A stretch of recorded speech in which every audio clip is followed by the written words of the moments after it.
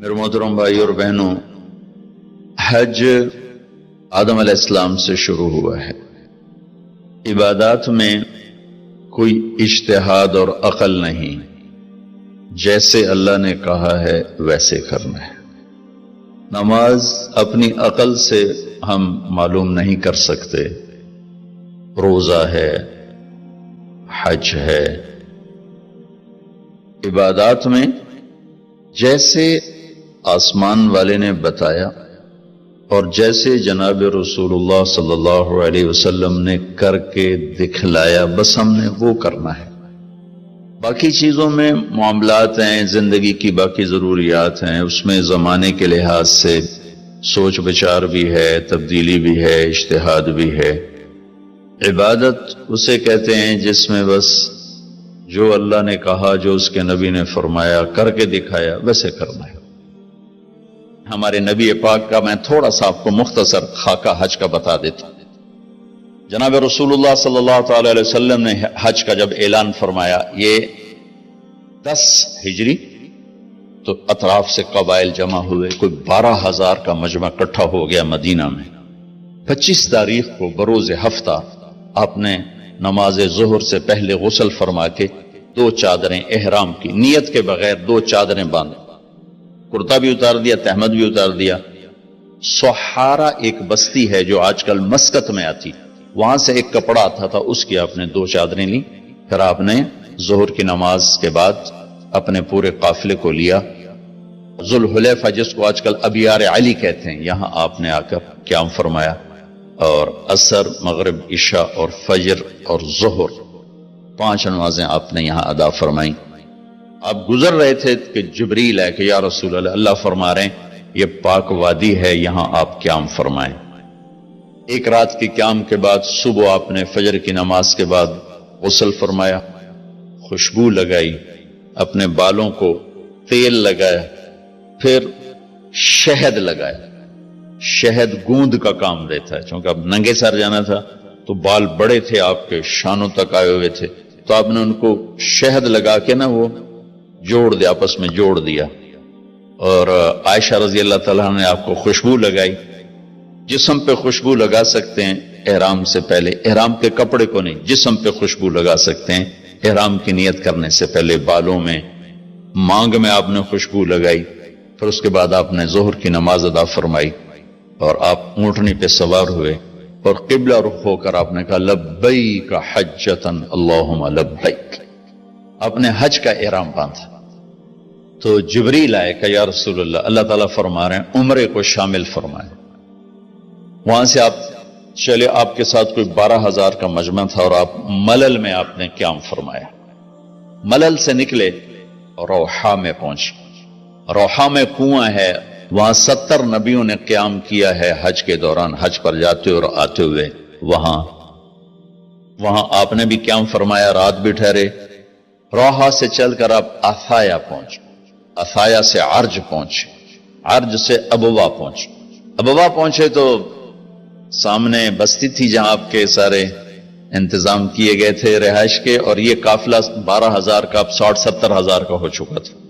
تو ابوا میں آپ کی والدہ کی قبر ہے، حضرت آمنہ رضی اللہ تعالیٰ عنہ کی قبر مبارک ہے۔ تو آپ سڑک سے یوں ہٹ گئے، اندر پہاڑوں میں چلے گئے۔ اکثر مجمع تو نیا تھا، انہیں نہیں سمجھ میں آیا کہ اللہ کے نبی اندر کہاں جا رہے ہیں۔ چندے کو پتا تھا کہ آپ کہاں جا رہے ہیں، تو آپ چلتے چلتے چلتے چلتے چلتے ایک جگہ آپ نے اونٹنی کو بٹھایا، کوئی وہ 70-80 فٹ اونچا پہاڑ ہے، تو وہاں سے آپ اوپر چڑھے۔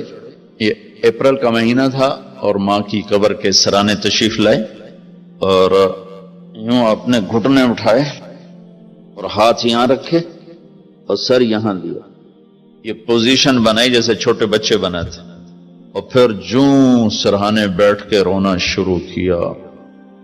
صدمہ تو چند دنوں بعد بھول جاتا، میں اب اپنی ماں کے یاد میں رونا بھی چاہوں تو رونا نہیں آتا، اپنے باپ کی یاد میں رونا بھی چاہوں تو رونا نہیں آتا۔ اور میرے نبی کو 57 برس گزر چکے تھے ماں کے گئے ہوئے، تو وہ 57 سال پرانا درد ابھی زخم بھرا نہیں، آپ اس پوزیشن میں بیٹھے اور اتنا روئے کہ سارا رواں آپ کا آنکھ بن کے رو رہا تھا، وہ ساری داڑھی آپ کی آنسوں سے تر ہو گئی، اور آپ نے آگے جانے سے انکار کر دیا کہ میں آج رات اپنی ماں کے پاس ٹھہروں گا۔ آپ نے رات وہیں گزاری۔ کیا رات تھی! ابواس سے چلے تو آپ عصفان پہنچے، عصفان تھے تو آپ نے کہا ابوبکر یہ کون سی جگہ ہے؟ کہا جو عصفان۔ کہا میں دیکھ رہا ہوں ہود اور صالح علیہ السلام گزر رہے ہیں اس وادی سے، لبیک کہتے ہوئے حج کو جا رہے ہیں۔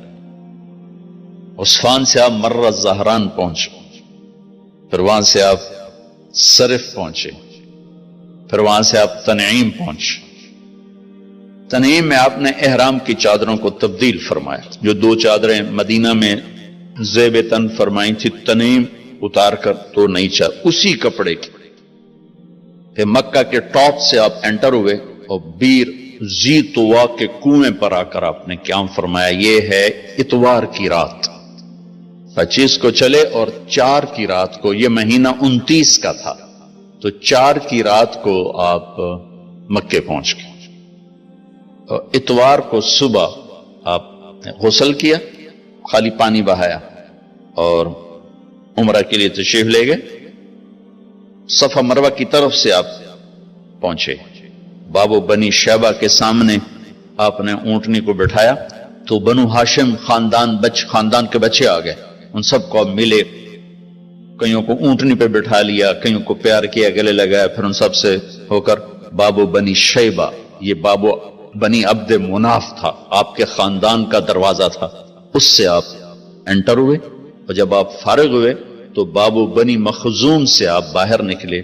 آپ نے جاتے ہی حجر اسود کا بوسہ لیا، پھر سجدہ کیا، پھر بوسہ لیا، پھر سجدہ کیا، پھر بوسہ لیا، پھر سجدہ کیا، پھر آپ رونے لگے، بہت روئے۔ اس کے بعد آپ طواف شروع فرمائے۔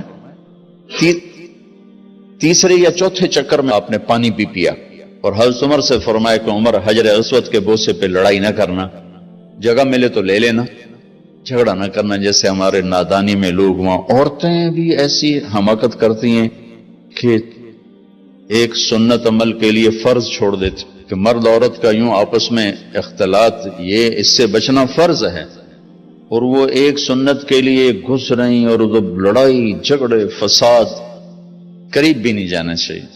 اللہ کے نبی نے استلام کیا، جب رش ہو گیا تو آپ کے پاس ایک لکڑی تھی، وہ دور سے یوں لکڑی کو لگا کر اور اس کا بوسہ لے لے۔ پہلا آپ نے بوسہ لیا، اس کے بعد رش ہو گیا تو پھر آپ نے ہر دفعہ بوسہ میں ایک دفعہ بوسہ لیا، اس کے بعد آپ کے پاس ایک لکڑی تھی، اس لکڑی کو آپ یوں چھوتے تھے اور حجر اسود کو، اور اس کا بوسہ لے لیتے تھے۔ بوسہ صرف ایک دفعہ، پھر جب آپ نے 2 نفل پڑھ لیے اور تشریف لے گئے صفا مروہ کے لیے، تو پھر حجر اسود کا بوسہ لیا اور آپ نے جا کر صفا مروہ پہ 7 چکر پورے کیے۔ بعض روایت میں ہے کہ 3 چکر پیدل کیے، پھر مجمع زیادہ ہو گیا تو 4 اونٹنی پر بیٹھ کر گیا تاکہ لوگ دیکھ لیں۔ اس کے بعد آپ نے اعلان فرمایا کہ بھئی جن کے پاس قربانی کا جانور نہیں ہے وہ احرام کھول دو۔ تو صحابہ نے کہا یا رسول اللہ آپ کھولیں، تو آپ نے فرمایا کہ میرے پاس قربانی کا جانور ہے، ابو بکر کے پاس، عمر، زبید، طلحہ یہ نہیں کھولیں گے جو کہ ان کے پاس بھی قربانی کا جانور ہے، باقی جن کے پاس نہیں کھول دو۔ تو سب نے کھول دی، اور حج افراد بھی تمتع بن گیا، حج قران بھی تمتع بن گیا۔ اب نہیں ہو سکتا، اب جو نیت کریں گے وہی کرنی پڑے گی، لیکن اللہ کے نبی کا خاص حکم تھا تو سب کا حج تمتع بن گیا۔